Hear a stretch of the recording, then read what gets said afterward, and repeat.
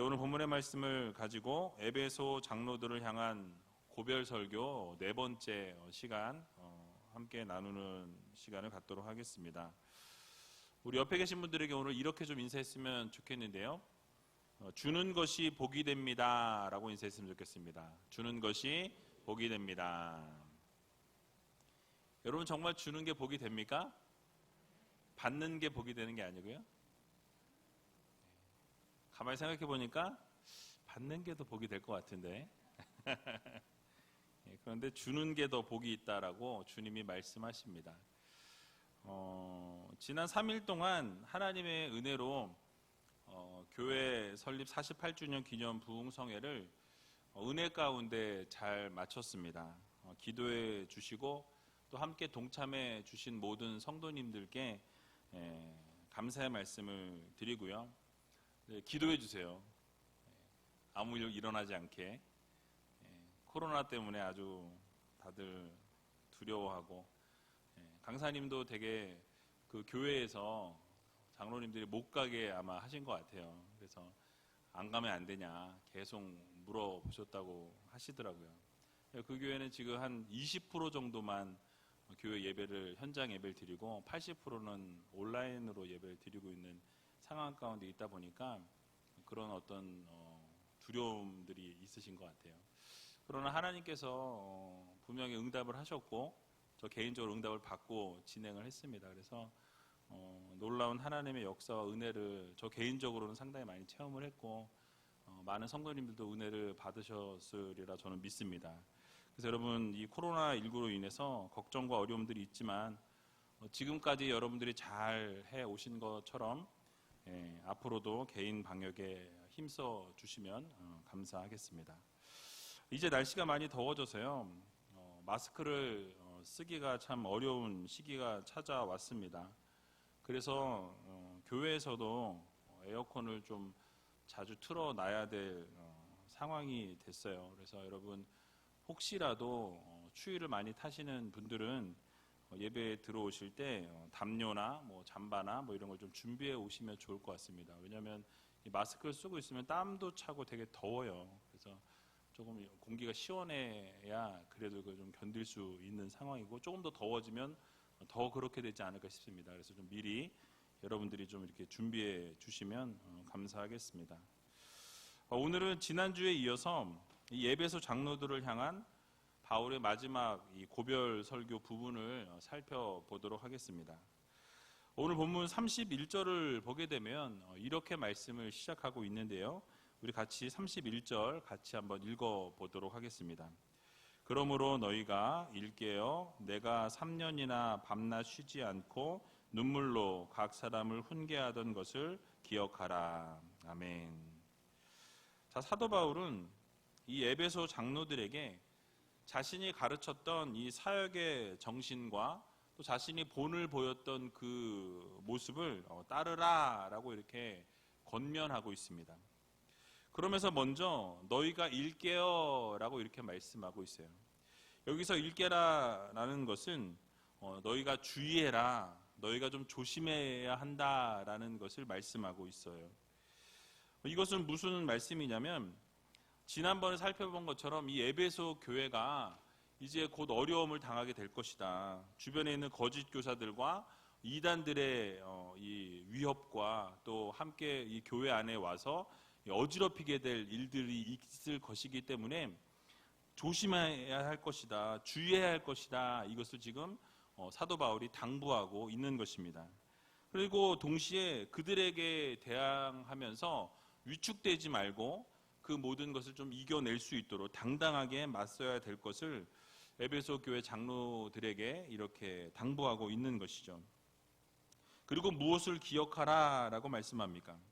사도 바울이 3년 동안 이 밤낮을 쉬지 않고 눈물로 훈계했던 것, 눈물로 늘 기도했던 것, 가르쳤던 것, 이것을 기억하면서 이 너희들이 교회를 섬겨야 한다라는 것을 지금 바울이 가르치고 권면하고 있습니다. 자, 이를 통해서 사도 바울이 교회를 섬기면서 어떠한 마음과 어떠한 생각과 어떠한 모습으로 어떠한 자세로 이 사역을 감당해 왔는지를 우리가 엿볼 수 있다라는 사실이에요. 여러분, 이미 살펴본 것처럼 지난 19절을 보게 되면 사도 바울이 자신의 사역 자세는 늘 겸손과 눈물이었다라고 이렇게 고백하는 것을 우리가 살펴보았습니다. 어쩌면 많은 사람들은 드러나 있는 모습을 먼저 보게 되는 것이죠. 겉으로 드러나 있는 외형적인 것, 보여지는 것을 먼저 보게 되어 있다라는 것입니다. 무슨 이야기냐면 사도 바울의 이 눈물과 밤낮 쉬지 않고 섬기는 이 섬김을 통해서 이 에베소 교회가 성장하고 부흥해서 수많은 사람들이 그곳에 모이게 되었습니다. 근데 그런 모든 것은 다 잊어버리고 이 눈물로 가르치고 막 겸손하게 섬기고 이러한 바울의 모습은 온데간데 없고, 수많은 사람들이 보는 것은 무엇을 먼저 봅니까? 많은 사람들이 모여서 있는 이 에베소 교회의 부흥과 성장만 바라보게 된다는 것이죠. 그러나 분명히 영광스러운 이 부흥의 이면에는요, 지도자 바울의 밤낮 없이 쉬지 않고 이 가르쳤던 그 눈물의 기도, 정말 최선을 다하는 겸손과 헌신, 이 모든 것이 있었기 때문에 에베소 교회가 세워질 수 있었다라는 것을 이 에베소 교회 장로들에게 다시 한번 상기시키고 있는 것입니다. 그래서 우리 우이제일교회가 역사가 있게 된 것, 또 지금까지 48주년 동안 이렇게 이어져 올 수 있었던 것도 사실은 이 48년의 시간이 이 원로 목사님의 헌신과 이 수고와 기도와 눈물이 통해서, 또 함께 동역했던 모든 이 성도님들의 눈물과 기도를 통해서 이 교회가 세워져 왔음을 우리는 꼭 기억해야 할 것입니다. 그래서 여러분, 이 피땀 흘리신 우리 온 교우들의 헌신과 눈물에 감사할 수 있는 귀한 우이제일교회 모든 성도님들이 다 되시길 주님의 이름으로 간절히 축원합니다. 또 바울은 에베소 교회 장로들에게 권면하는 것을 우리가 보게 되는데요. 오늘 본문 32절에 보니까 이렇게 권면하죠. 우리 32절도 같이 한번 읽어보도록 하겠습니다. 지금 내가 너희를 주와 및 그 은혜의 말씀께 부탁하노니 그 말씀이 너희를 능히 든든히 세우사 거룩해 하심을 입은 모든 자 가운데 기업이 있게 하시리라. 아멘. 자, 바울이 에베소 교회 장로들을 주와 및 그 은혜의 말씀께 부탁한다라고 이렇게 말씀하고 있습니다. 여러분, 이게 지금 무슨 말씀입니까? 먼저 은혜의 말씀께 부탁한다라는 이 말씀은요, 교회에서 말씀을 가르쳤던 이 장로들에게 자신이 전한 이 은혜의 복음이 늘 함께 있기를 바란다라는 그런 의미를 가지고 있어요. 그리고 본문에서 가장 큰 특징이 하나 있는데 무엇이냐면 이 하나님의 말씀, 그 예수 그리스도의 이 말씀을 의인화시켜서 표현하고 있습니다. 그 말씀이 사람이 아닌데 이 말씀께 부탁한다라고 이렇게 의인화시켜서 말씀하고 있다라는 것이죠. 여러분, 이것은 사도 바울이 마치 예수 그리스도께 에베소 교회 장로와 성도들을 부탁하듯이 하나님의 말씀께 부탁합니다라고 이렇게 표현하고 있는 거예요. 그러니까 그것은 무엇이냐면 말씀이 능히 그들을 든든히 세워 주실 것과 또 말씀을 통해서 그들이 거룩하게 되어질 수 있게 말씀께서 그렇게 해 주시라고 이렇게 의인화시켜서 말씀께 부탁하고 있는 것을 볼 수가 있습니다. 여러분, 그렇습니다. 계시된 말씀은 그 여러분이 알고 계신 것처럼 성육신 하셔서 우리에게 찾아오신 예수 그리스도, 결국 말씀 되신 예수 그리스도의 말씀을 이야기하고 있어요. 즉 하나님의 은혜의 말씀이 에베소 장로들과 함께 있게 될 때 이 말씀이 함께하게 되면 결국 이 에베소 교회에 있는 이 장로들의 삶이 아름다운 건축물이 되는 것처럼 이 말씀이 그들의 삶을 굳건하게 세워나갈 수 있게 된다라는 것이죠.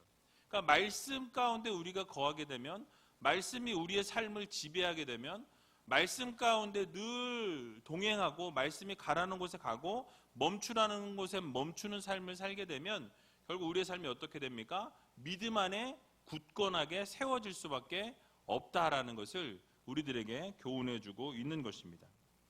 그래서 하나님의 말씀이 함께하게 될 때 이 에베소 장로들의 이 인격과 영성이 날로 새로워지게 되고, 또 말씀이 함께하게 될 때에 성령께서 그들의 마음 가운데 주장하시고, 이 성령께서 그들의 마음과 함께함으로 서로의 어떤 교통이 더욱더 깊이 이루어지는 놀라운 기적의 역사가 일어나게 해 주시라고 이렇게 말씀께 부탁하고 있는 것을 보게 됩니다.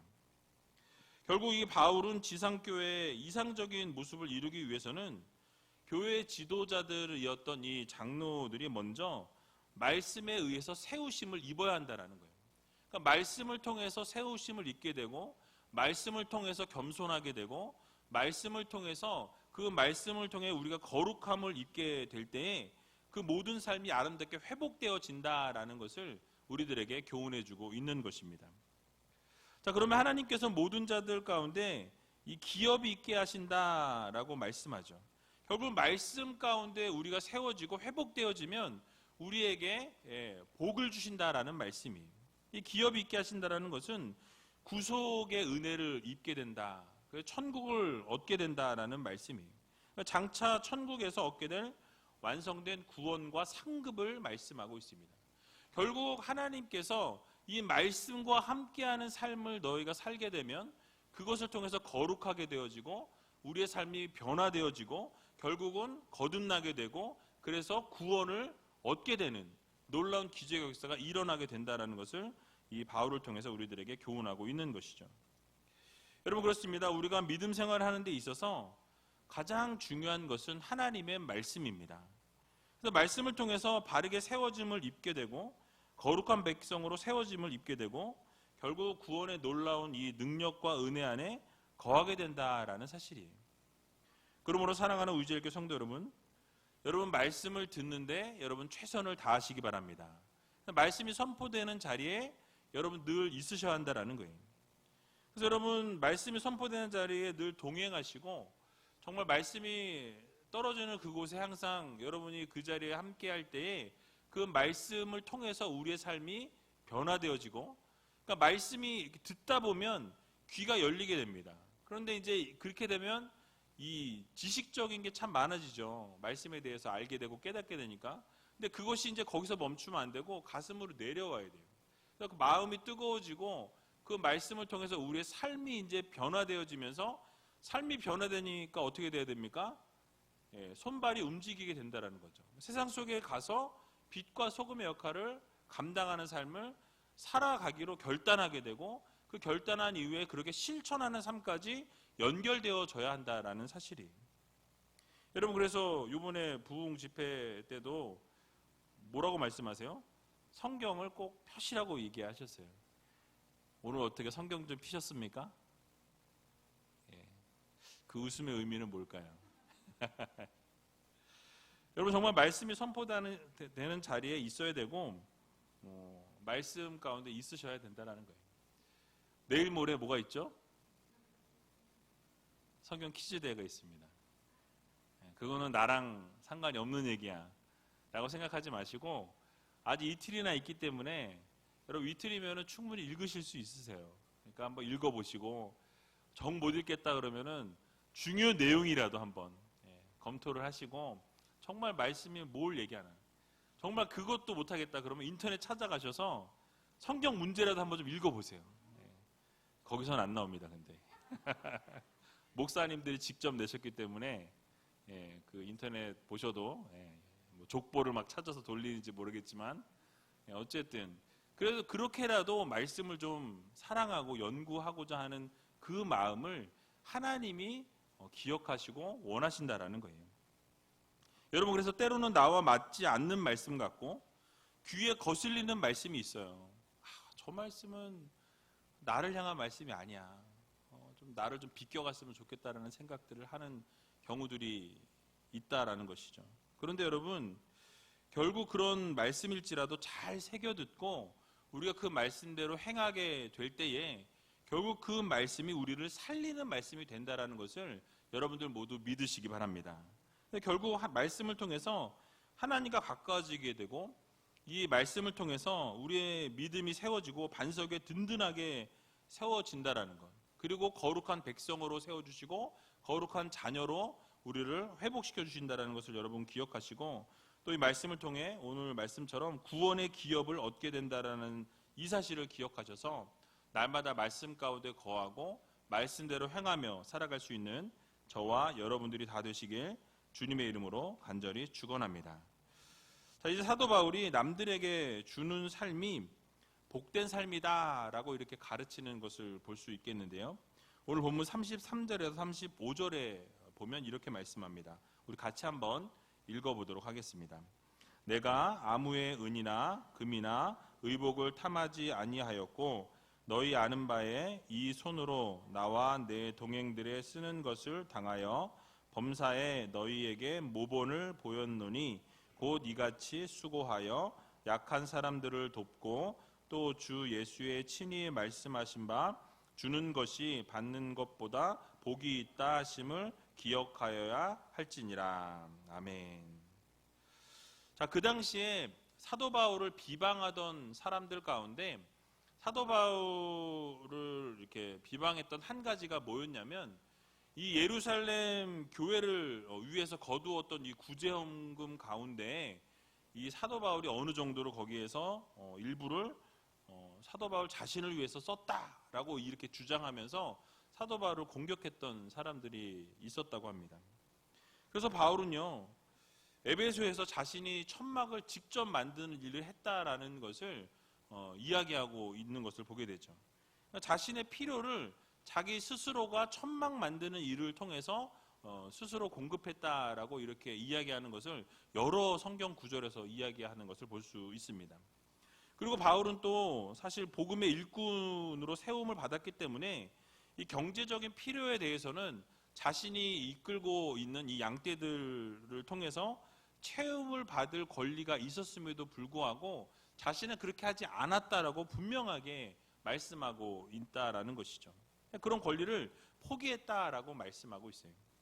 그런 사람이 어떻게 다른 사람의 소유를 내가 탐할 수 있겠느냐라고 이렇게 지금 되묻고 있는 것이죠. 그러니까 사도 바울은 아무 사람의 은이나 금이나 내가 의복을 탐한 적이 없다. 절대로 그것에 손을 댄 적도 없다라고 이렇게 말씀하고 있는 거예요. 명명백백하게 밝히고 있습니다. 게다가 거기서 한 걸음 더 나아가서 이 다른 자기 자신의 선교를 위한 돈도 자비로 그렇게 채우고 자기 스스로 일을 해서 그것을 채웠을 뿐만 아니라 뭐라고 이야기하고 있습니까? 바로 함께 동행하는 사람들의 필요까지도 자기가 섬겼다라고 밝히고 있어요. 그러니까 내가 지금 나에게 필요한 선교비도 내가 지금 스스로 일을 해서 그거를 충당했을 뿐만 아니라 옆에 필요한 사람의 모든 것까지도 내가 그렇게 채웠다, 도왔다라고 이렇게 말씀하고 있는 것이죠. 그렇게 섬긴 사실을 밝히면서 자신이 범사에 모본을 보였다라고 이렇게 이야기하는 것을 볼 수 있습니다. 여러분, 우리의 모습 가운데도 이렇게 사도 바울과 같이 청렴결백한 모습이 필요하다라는 거예요. 함께 성도들을 좀 섬길 수 있는 그런 마음과 그런 우리의 어떤 모습이 우리의 신앙생활 가운데, 우리의 교회생활 가운데 필요하다라는 것이죠.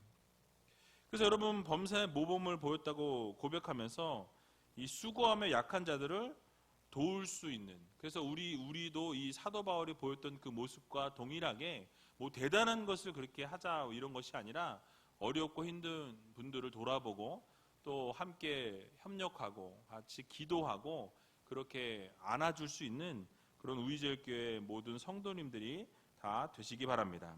또 한 가지 우리가 잊지 말아야 할 것은 35절 하반절을 보게 되니까 주는 것이 받는 것보다 복이 있다라고 분명하게 말씀하시죠.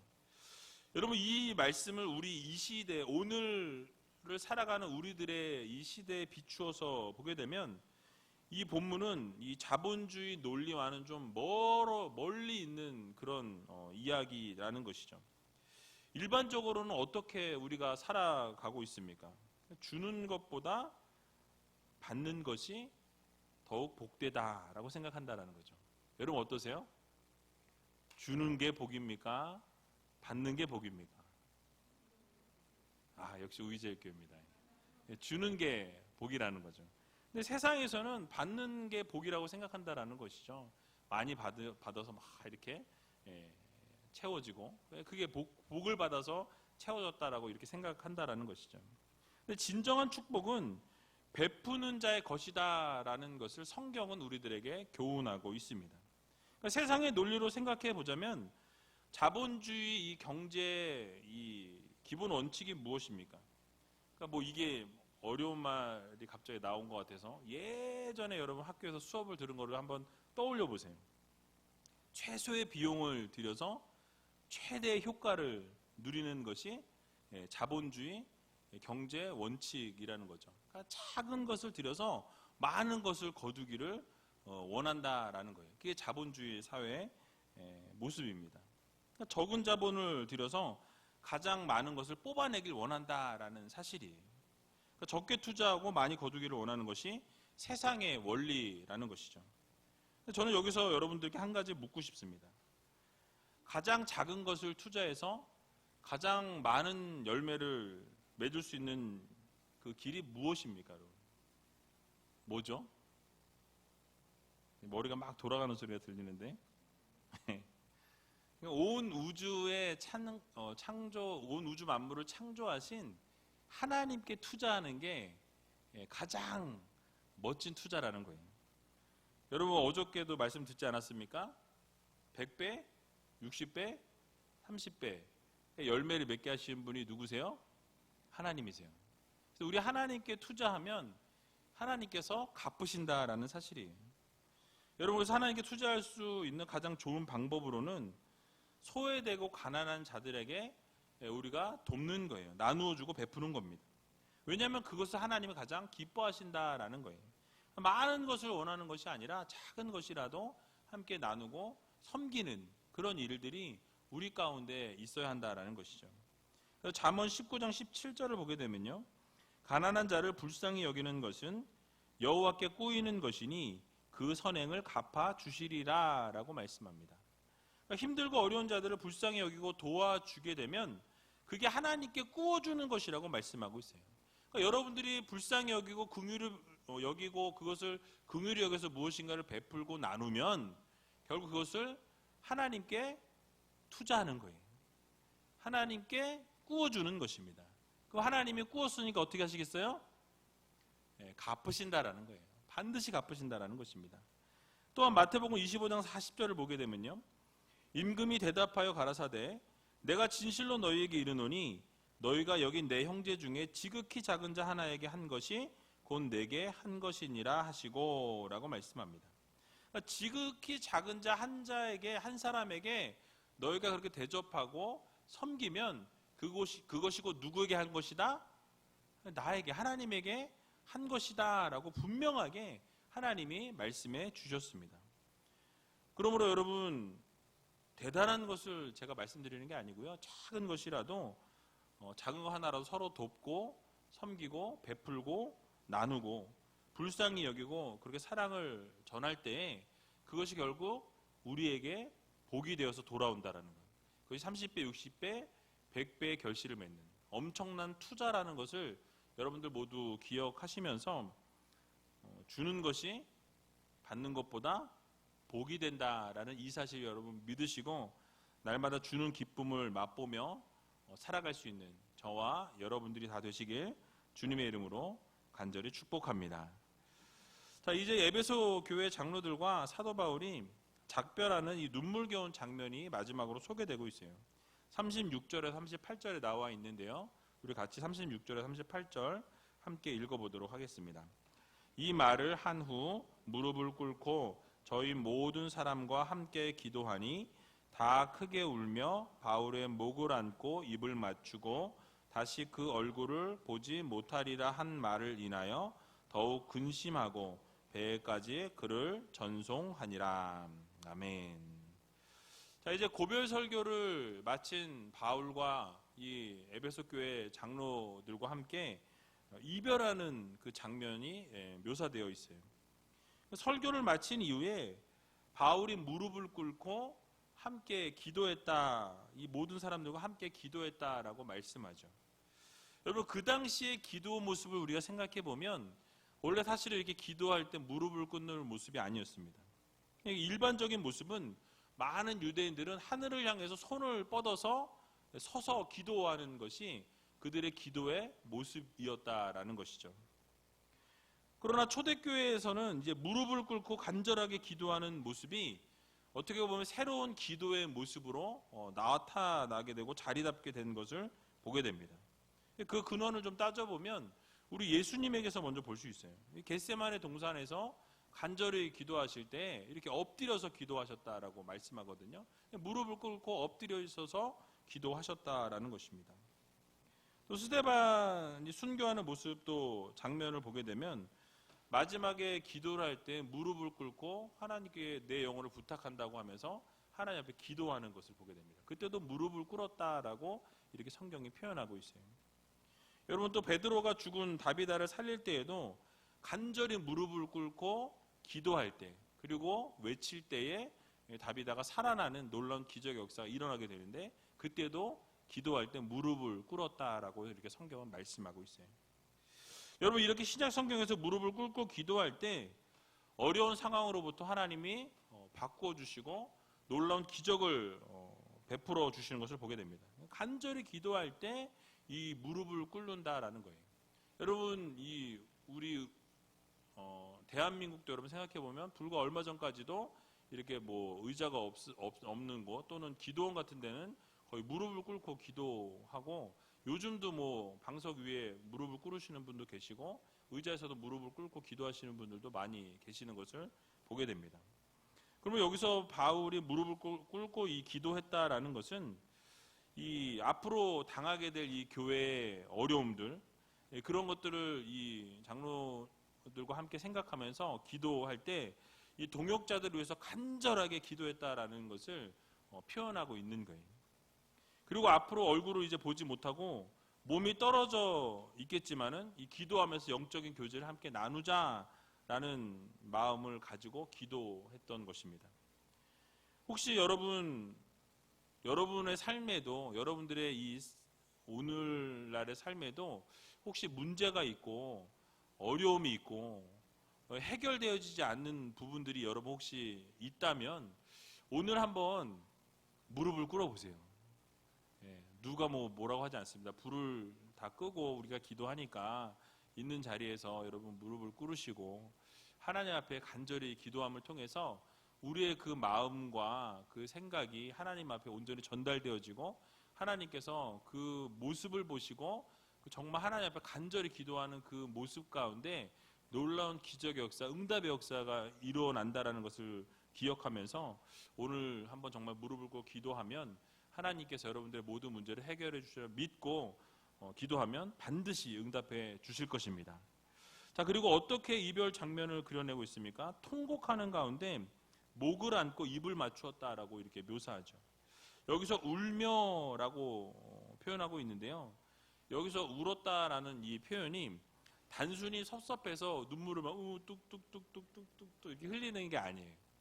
여기서 울며라고 표현한 이 표현은 그냥 섭섭함에 흘리는 눈물 정도가 아니라 누군가가 죽어서 죽은 그 슬픔에 막 엉엉 우는, 너무 서럽게 우는, 애곡하는 그 표현을 말할 때 이 단어가 사용되어집니다. 그래서 매우 큰 슬픔을 표현하는 그 단어라는 것이죠.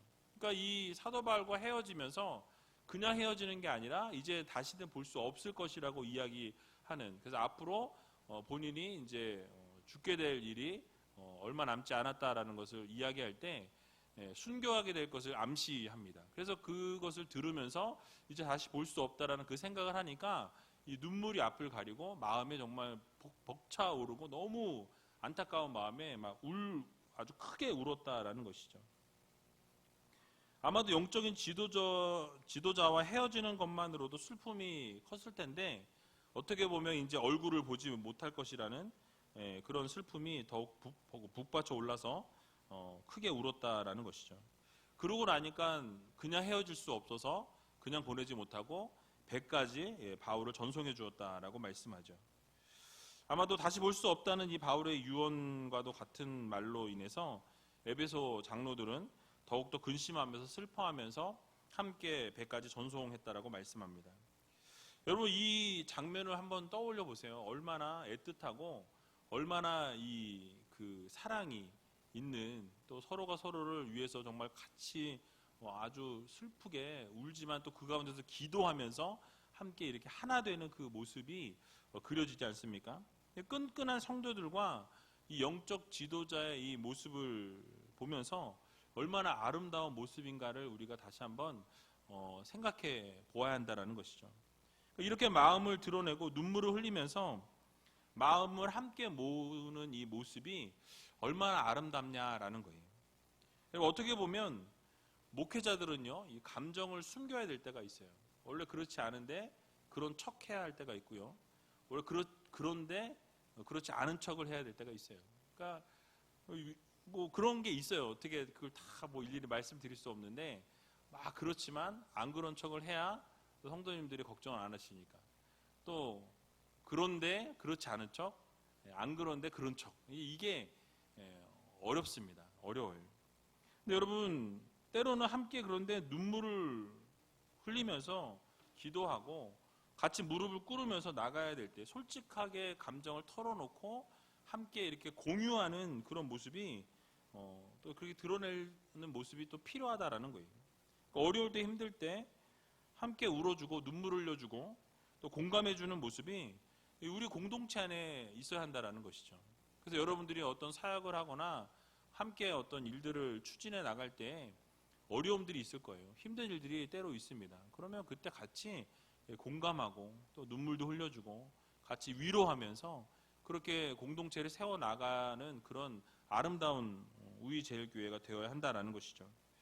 그래야 교회가 더욱더 아름답게 성장하고 회복될 것이라는 이 사실을 여러분 모두 기억하시면서 서로가 서로를 위해서 아껴주고 배려해주고 서로 끌어안아 줄 수 있는 귀한 우리제일교회 모든 성도님들이 다 되시길 주님의 이름으로 간절히 축원을 드립니다.